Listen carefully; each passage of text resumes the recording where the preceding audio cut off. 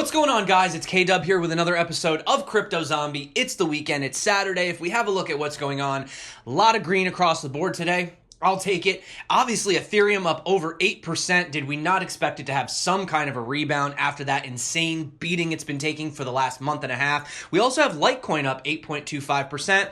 Now, the Litecoin Summit is currently happening right now, so that could be a possibility. A lot of people are getting excited about Litecoin again. If we have a look at CoinMarketcap, we see that we are over $204 billion today, so that's great. Anything over 200, I will take it. Bitcoin dominance sitting at around 55.2%, which means that it has pulled back just a little bit. Might be seeing some love for the altcoins. That's usually what happens. Market cap goes up, Bitcoin dominance goes down, altcoins feel the love. If we have a look at what's going on today with the biggest gainers, we do have Tezos up an impressive 28.42%. Why is Tezos pumping? Well, could be because of their mainnet coming out on Monday. So obviously, you know, it could be a buy the rumor, sell the news type of a situation. Is that the case?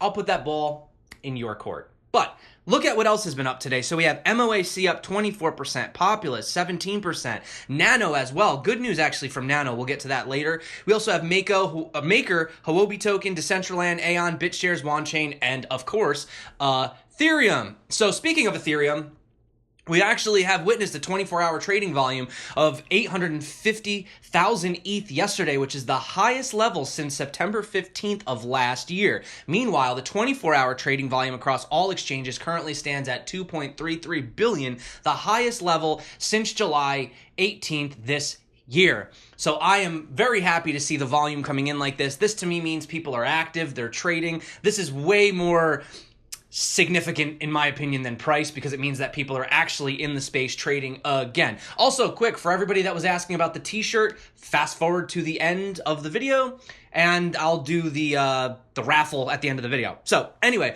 moving on, a lot of people were talking about Coinbase, right? So they were saying that they're showing assets that they don't list, and people are speculating as what does that mean. So I checked on my mobile app and I didn't see anything, but I pulled this up over here. Now this is my actual personal Coinbase itself, and you can see right here it says available coins, and that's the ones that we're familiar with. And then they have not available on Coinbase. So they have XRP, EOS. By the way, the XRP logo, it's definitely the Ripple logo, guys. Did you not get the email?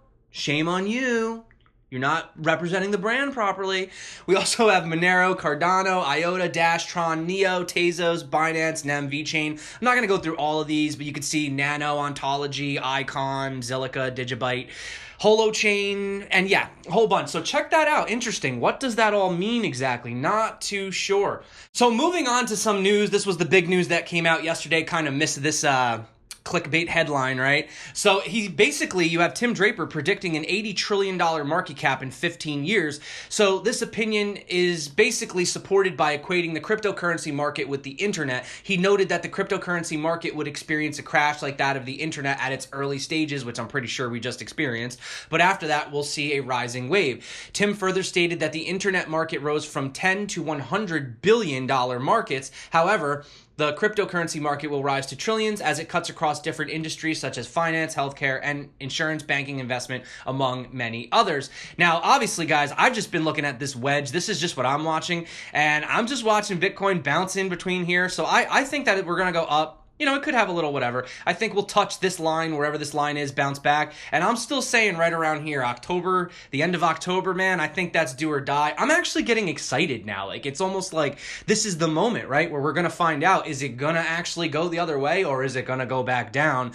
But, you know, times are getting close, so yeah. You also have this guy saying crypto's not dead. This is the chief economic advisor from Aliens, which is spelled totally different. His name is Mohammed El Arian. And he holds that cryptocurrencies and their underlying technology are far from being dead. Instead, he sees more widespread adoption coming from both the public and the private sectors. So in terms of crypto, what we're getting is the realization that adoption is not going to be as big and as quick as the proponents of crypto would like. He goes on to explain, I think it's going to be there. It's going to last for a long time. It's going to play a role in the ecosystem, but it's not going to be the currency that a lot of proponents would like it to be. Okay, so is this the bottom? That's the big question. So you had Mike Novogratz saying that it's the bottom. Rand Neuner said, receive these Coinbase numbers from Barrel Protocol. Yesterday, they suggest that we may have seen the bottom. Withdrawals seem to have bottomed out. Fiat inflows on the way up. It's not a confirmation, but certainly a good sign. So, I mean, we have had an intense 8 months. I think anybody that's been in this space can honestly say, if we had a crash, well, now was the crash. I mean, that was insane what we just saw. The other thing too is somebody pointed out that we're all excited about this VanEck ETF upcoming. Well, they've actually put out this that's actually looking for a position. The position is Digital Assets Operation Manager. So it looks like they're trying to hire. I guess you could say things are getting pretty serious.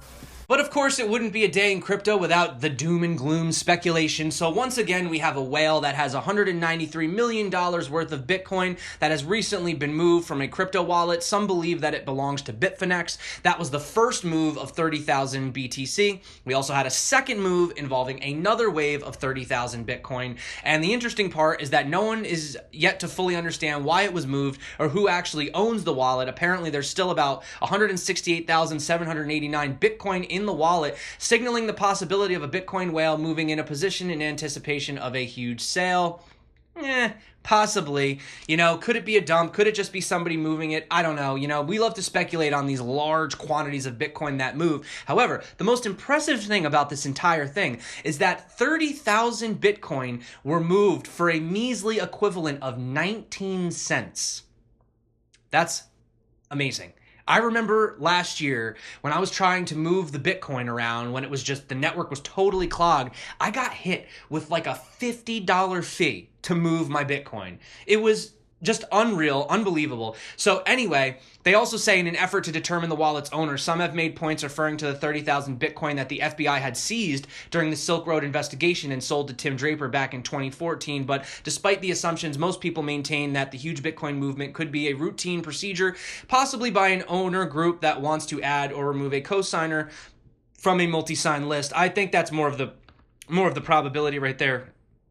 And as you guys can see, this is actually the Bitcoin address. So if we zoom in right here, you'll see they have a final balance of 170,582 Bitcoin. Can you guys imagine having that much Bitcoin? So here's one thing I wanted to bring up too before we move on. Now, we know we're getting extremely excited about this Gemini Dollar. It's super awesome, it's legit. But here's the interesting thing. So according to one blockchain researcher named Alex Lebed, the Gemini Dollar smart contract includes a provision that allows its custodian to freeze any account. Lebed wrote his thoughts in the tech publication Good Audience and noted that GUSD, which is the Gemini Dollar, uses an ERC20 PR Roxy. I think it's supposed to be proxy, not PR Roxy, but anyway, contract that gives Gemini as its custodian a full ability to upgrade the contract once every 48 hours. This could potentially give people behind GUSD the power to simultaneously render all tokens not transferable. Just think about that. How do you guys feel about that? They can literally freeze the tokens, okay, through a backdoor entrance. So the Gemini Dollar white paper, however, argues that issuing a crypto which is tied to physical assets stored in a centralized location involves some element of trust, as the paper outlines. I'm not going to go into this whole thing, but desirable outcomes in a system that relies at least in part on trust requires, and here's the key word, oversight. Okay, so it's also note to mention that the Gemini and Paxos, both stablecoins, must, according to the NYFDS, implement, monitor, and update effective risk-based controls. Okay, yada, yada, yada. So there you go. So there you go, guys. They can basically turn these tokens off whenever they want. Do what you want with that information. Also, if we come over here speaking back on Litecoin, I thought this was so cool. So Naomi Brockwell, I'm really starting to really love her channel. She's really cool and fun. She does like these game shows and stuff. So she's over at the Litecoin Summit. I'm not. Clearly, I'm here making the video. But it was a really cool game show that she did with, she actually had Charlie Lee himself on. Look, they play these games where they like have the things on their head and they have to guess whatever. Really funny. I'm not going to give away who won, but I'm pretty sure you can guess who won. So anyway, before we move on, I'd like to just once again give the board over to a message from our sponsors. What's that? We don't have any sponsors? Oh, okay. Well then in that case, let's just go to a Bitcoin fun fact.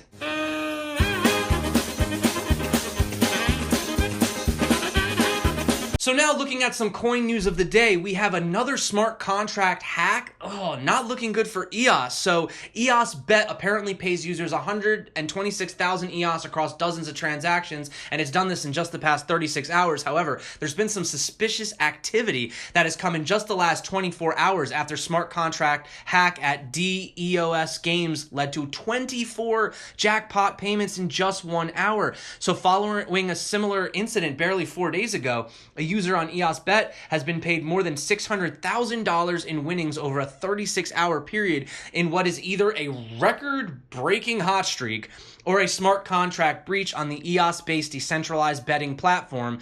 So speaking of potential backdoor entrances like the Gemini Dollar, EOS's platform appears to be struggling to withstand security threats and maintain their integrity. It recently emerged that EOS-based content creation platform Tribe was able to gain unauthorized access to user accounts. So if it turns out that there is a common backdoor for EOS dApps, this could be a major problem for the platform once dubbed as the Ethereum killer, also the platform that had a $4 billion ICO. Just gonna throw that out there. So we also have Brainblocks launching a point of sale. Now this is used for NANO. It's super easy, super convenient, extremely fast. If we have a look over here, this is actually a demo of it. So look how fast this is. So scan, I mean, this is something we're familiar with, but the incredible speed of Nano is just, there you go. I saw the confirmation on the phone and that's it. Done. Look at that. I mean, what was that? 3 seconds at most? Incredible, guys, incredible. Nano. The crypto Bitcoin should have been. Moving on, so we have Icon Foundation revealed today that their recently rebranded technology partner, the ICONLOOP, has been chosen by the Metropolitan Government of Seoul to run a proof-of-concept demonstration of the Seoul Standard blockchain platform. The platform, if all goes according to plan, will ultimately be integrated into all aspects of administrative services in the Korean capital. Boom. Icon making moves. Now also, MetalPay.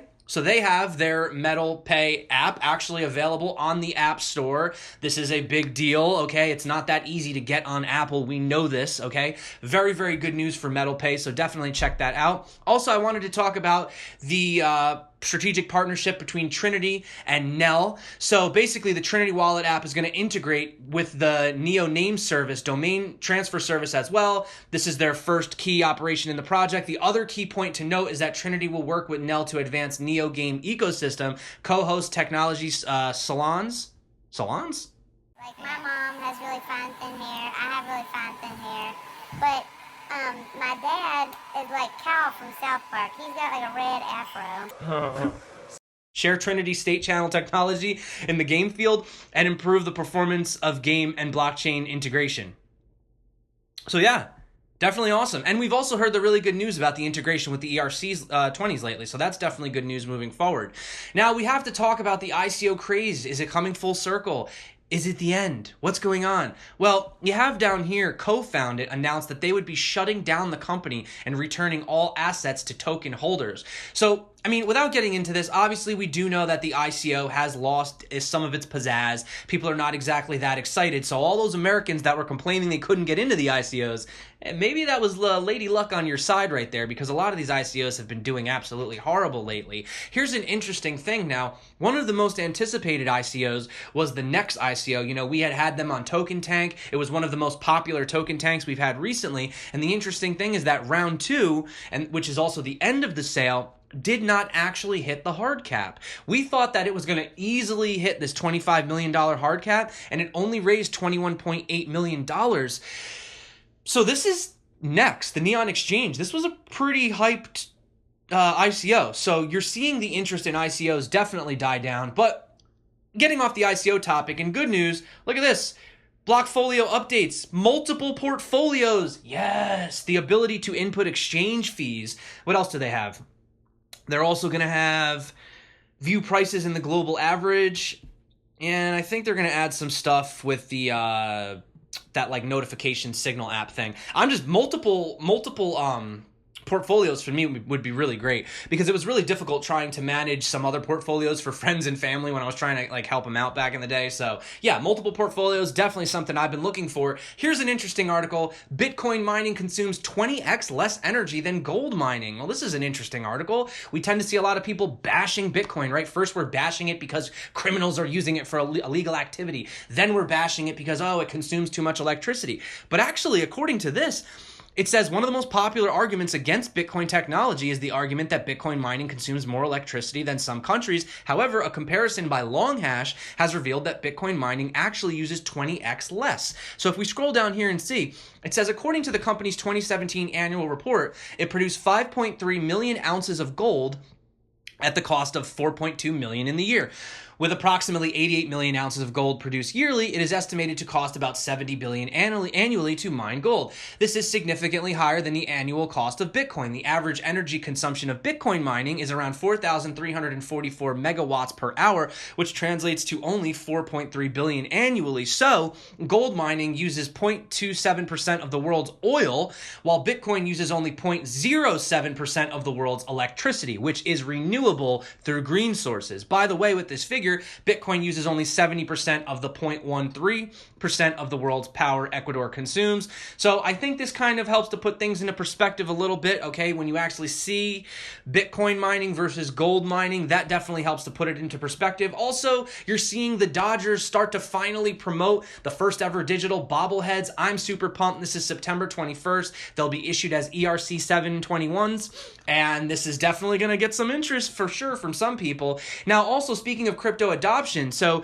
you have this past Sunday, more than 15,000 people participated in the Vilnius Marathon to hit their health goals. However, 4,000 of these participants used the Lympo Run app to track the progress of their run, and then the app in turn paid its users in digital currency for completing their fitness goal. Now, I remember Lympo was kind of big a little bit earlier this year. A lot of different people have covered it. So yeah, there you go. People are actually using an app that rewards you for your exercise. Boom. Also, we have BMW Group Financial Services has announced its partnership with blockchain startup Bloom in a bid to streamline its customer journey and user experience. Individuals can secure their data on their local device and apply for credit without exposing data to risk. Using Bloom's blockchain-based mobile application, anyone can take advantage of the blockchain technology because of Bloom's straightforward onboarding process. So, through this move, BMW Financial Services will revolutionize the way individuals pay for financing. And if that doesn't make you happy, I gotta read you this story on Reddit. So basically, this guy's wife bought Bitcoin Cash about a year ago, right? But remember when Bitcoin Cash first came out, it had the BCC logo.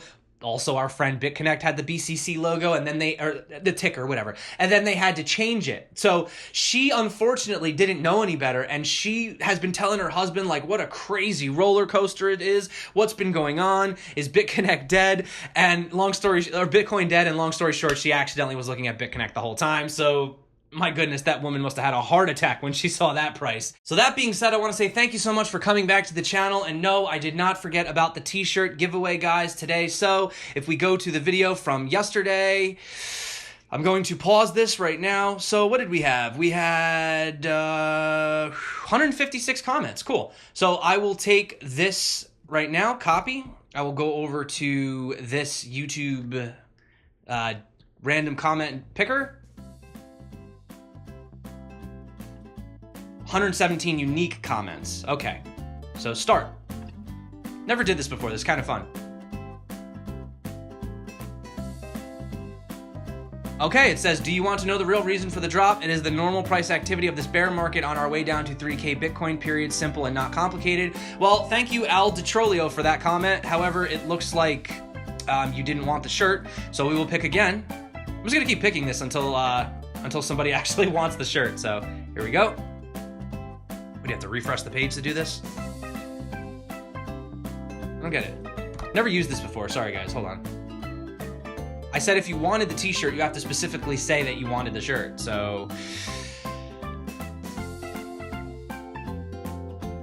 okay, so apparently I've won my... You can't make this stuff up, guys. I feel sorry for anybody watching the end of this. If you know what, if you're not interested, just stop watching right now. This is actually turning out to be ridiculous. Apparently, I'm the winner of my own t-shirt. That's it, guys. No, we're going to pack it up. There's no t-shirt for anybody today. Just kidding. Let's try it one more time. This is why I don't do these things, honestly. They're just... Okay, come on, somebody. Somebody's getting the shirt.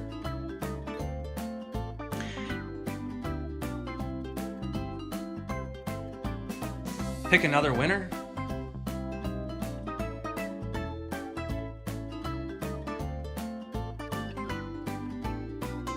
Can I have the shirt? Thanks, man. Winner, Joel J. Okay, there you go. Joel J, you're the winner. So I don't know what's up with this app, and I don't know why it picked that other comment twice, so it's kind of a weird, if that for being a random comment generator, that was kind of ironic that we got the same thing that came up twice.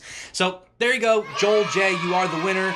Hit me up in the email in the description of my page. Let me know that that was you, and yeah, you got the shirt, man. Send me your address, and we'll be good to go. So that being said, I'm probably not going to be doing too many of these giveaways, guys. They're just a pain and a hassle. But I do appreciate you guys coming back to the channel, obviously, every single day. You're awesome. I hope you have a great weekend. That being said, my name's K-Dub. This is Crypto Zombie. Until next time, stay crypto, and peace out.